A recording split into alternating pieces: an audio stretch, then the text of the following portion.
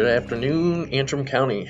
This is Veteran Voice Podcast with your host, Matt, Brandon, and Carrie. What's going on, guys? What's on? How are we doing out there? Not too bad. So, jumping on here again, and another Friday. Sun looks like it's coming out. Mm-hmm. Really nice, actually, today. We'll take it. Hey, I like the chilly weather. It's supposed to be like 80-something degrees or something like that this weekend. Mm-hmm. I'll take the hotter weather. Yeah, that's what I mean. Yeah. Yeah, it's kind of been weird. It's been like in the 40s at nighttime. Yeah. It's nice though. Mm-hmm. It's real nice. Last Saturday we did have. We had about 30-something veterans come on out to Ellsworth Lunch and Learn, and it's always great to see people getting together and sharing stories or just talking and shooting shit, Mm-hmm. Yeah, it was nice to see everybody. We keep hearing about it too, how much they liked it and they want us to do it again. Yeah. Already at least 3 have asked about it again. So point them out to September 14th for the Vet Day shoot, Yeah. They have food and stuff, and American Legion's going to get that wing bar going. Yeah, that'll be fun. I don't know if they're gonna do wings, but they might do. I don't know what they got planned on. Yep. That's the last thing I heard. I did hopefully. talk to her after you mentioned that. They did. You don't have to. On the same page. Mm-hmm. You don't have to shoot when you come either. You just come in. Food. Yeah, if anybody's interested in that, there's if you have a 22 or a rifle, doesn't matter. They're gonna have a little bit of each, but if you're big into 22s, they'll have a bowling pin shoot, which will be really kind of fun. They usually do that every Thursday anyway. And then, if you don't have a gun, I'm sure there's going to be plenty of people out there, and everybody have a little chance to do it. So with that being said, though, like on Thursdays, their pin shoots and whatnot, they if you're a veteran, it's free, like it's right. Well, and then Saturdays they offer another shoot that they. Yeah. Same deal or something. Yeah, basically they on Thursdays they kind of meet down there. Public's welcome, which is kind of cool. So if you ever decide you want to stop by there after work, let's say I think it's like 6 on Thursdays, they meet there. It's kind of fun. Sometimes they'll do like $5 games where in between each match, they put $5 down, kind of play that way. It's kind of fun, but it's not just about putting money into it. It's just about going out there and shooting too with the guys. So definitely, it's real fun for them. Last podcast we talked about different outreaches or other community events and stuff like that. So that's what I'm hearing about these days. Like I haven't heard much more. AMVETS, Elk Rapids, they did their beer tent. Was that a month ago? Yep, that was during Harbor Days. It was busy. I hear they do pretty good with it though. Yeah. Oh yeah, it was busy. There were cars parked up and down the street because I live quite close to there, and you can hear them. You could hear that band playing for quite a ways away too. Yeah. Yeah. Yep, it was cool though. People always like that one. I remember living in Texas as a little guy, and we'd climb on the roof and get to see, like, and kind of a little bit off topic, but see the Blue Angels flying overhead and stuff. That'd be cool. Yeah. I just think about that with the festivals and everything. Yeah. That. Yeah. But so last time we also talked a little bit about the upcoming changes in the VA ratings systems and everything like that, and there's still a lot more to go through, but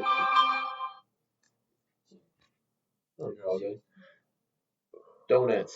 I don't know if you guys ever remember doing that, or I don't know, maybe it might be a CB thing, but anytime we had class, if somebody left their cell phone on in the middle of class and it went off, they ended up the next morning, you end up buying donuts for the whole class. How big was your class? About 50 to 60 per class, so yeah, it sucked. That was not. See, I was in, like, I started right before cell phones started getting popular. I had a flip phone, like, in 99. I got one finally after I had been there a little while already, and that was just because I had to drive home from go on a really long road trip, and my parents were worried about me, and then I'd shut the thing off. Yeah. I don't want to be found. So it's funny. You remember the old flip phones and stuff? I mean, I remember the bricks even. Oh, I never had, yeah. See, I never had a phone when I was in high school. Like, I was just at that edge where nobody did. And then right after, it seems like that's when, so like 2000s is when everybody started having them. And then the smartphones, like, when, I don't even know when that, was that like mid 2000s? I think so. Oof. That's for me to know. You have to find out. Not that much. Old enough to know. That's right. Yeah, that's true. That's why I call you guys freshmen. Okay. I'm about 4 years older, not quite. Brandon is the youngest one. Yeah. Explains a lot. Yeah, sure does. But with that youth and vibrance, talking about the VA ratings and stuff that's getting brought up to take effect in October, they're changing, respiratory ratings and the hearing and mental health. So I don't know, have y'all gone on there and looked at this at all yet? A little bit.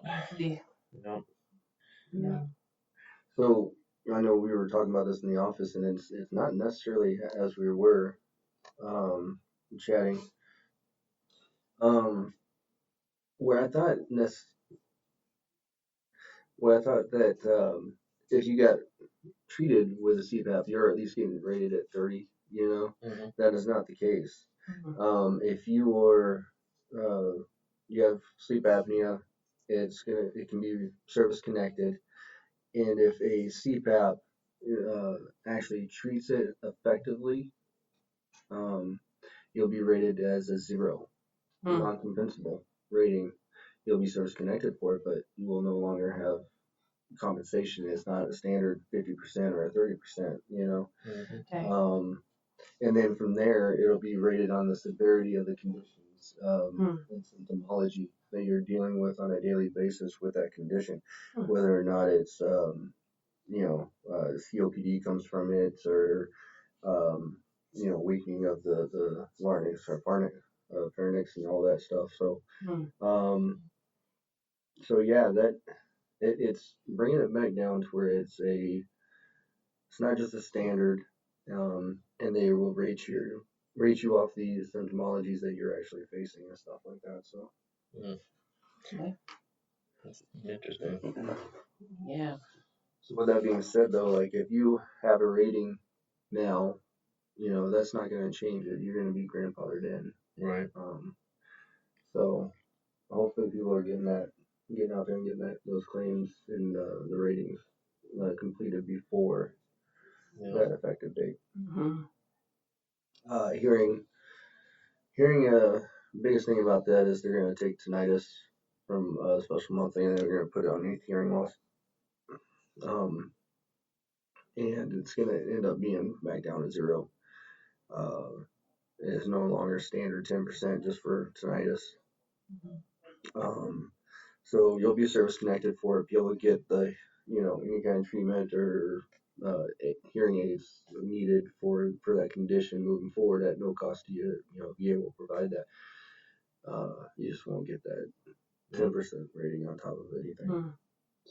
Well, they've been playing around with that for years, that idea of bringing it down. So it's no big shock that it finally happened. So no big shock. And then the mental health, I think the biggest thing about that is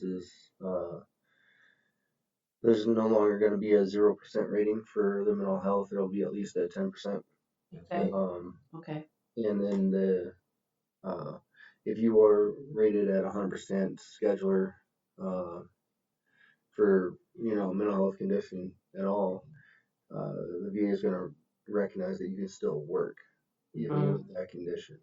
Whereas beforehand, that was a main factor of not necessarily be able to get that 100% rating. If you could come in and actually do some sort of employment. Yeah, it seems like that's very common too. I mean, people struggle, but they have to work and they can. Well, especially in today's day and age, right? Yeah. It's crazy. It's good to see since I started my journey with the VA, and even 5 years ago, how the VA's actually treated mental health conditions, especially PTSD. Mm-hmm. I'm glad that they're finally recognizing that it's a big problem. This guy cannot be serious Okay, on a he can't even podcast talk. ever. He can't stop ever not laughing. Guy playing with a rubber duck. That's deep. What are you doing with the duck? I don't know. I think he's a clown. Like left over from Rubber Duck Fest. Oh yeah. Probably found him in the street or something. Adopted him. But yeah, it's good to be on here and get the voice out again. And Yeah, and this is just a drop in episode. Sometimes this will happen where we can just stop on real quick and give you guys a little bit of information that's going on. I know that the rating thing was a big thing that we wanted to get out, and I'm really glad that we did. So Yeah. but just stay tuned. We'll have another episode out here, and we'll actually have a little bit more about ratings, and we're going to be talking about Camp Lejeune. I know that that's one big thing they came up with, Camp Lejeune family members, not just the veterans. So that'll be something we'll talk about later. And stay tuned, guys.